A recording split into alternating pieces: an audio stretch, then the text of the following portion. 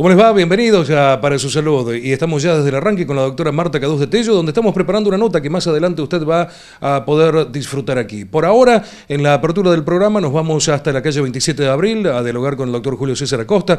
Venimos con una serie de temas de la obstrucción nasal. Pero yo le pregunto al doctor, ¿el velo del paladar, eso que nos produce el ronquido, puede entenderse también como una obstrucción?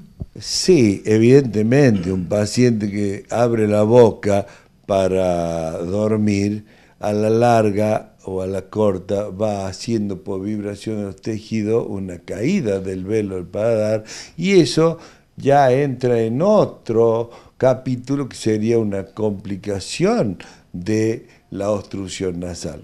¿Por qué? Porque el paciente con obstrucción nasal también ronca y a la larga termina dando a lo que vos quieres llegar, que es el síndrome de la apnea obstructiva del sueño. O sea, cuando ya el paciente ronca, pero hace cortes, y los cortes esos pueden ser a veces leves, moderados o graves, y hasta incluso mortales. Por eso es muy importante hacer una evaluación. ¿A dónde está la obstrucción?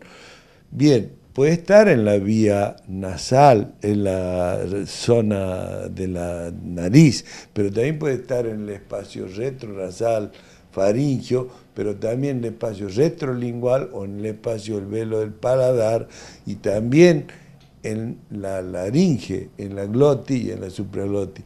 En todo ese caño, digamos así, para que lo entienda la gente, puede haber una o varias obstrucciones. Entonces ahí va a dar, además de la insuficiencia respiratoria nasal, con todo lo que hemos hablado, ¿me entiende?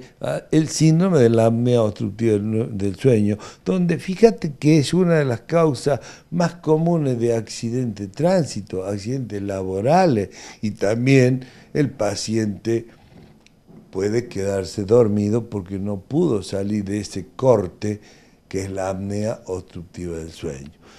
Te quería terminar el tema de este paciente que soluciona el problema de la arritmia y de la hipertensión con la operación de nariz. Fíjate qué curioso.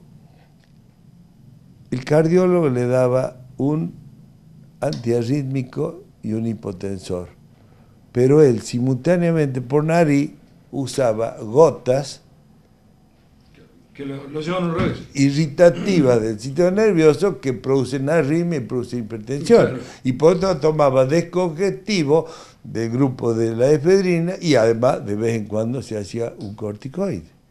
Claro. Entonces, evidentemente, el paciente, por más tratamiento que haga para la arritmia, para la hipertensión, es muy difícil que lo pueda doblegar si este paciente está metiéndole medicamentos que producen todo lo contrario.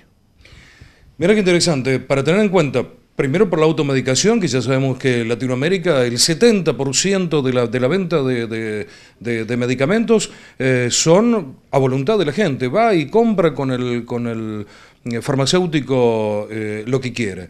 Pero por otro lado, también la interrelación con otras especialidades para saber qué cosas vienen bien y qué cosas vienen mal. Próximo programa seguimos charlando. Bien, de acuerdo.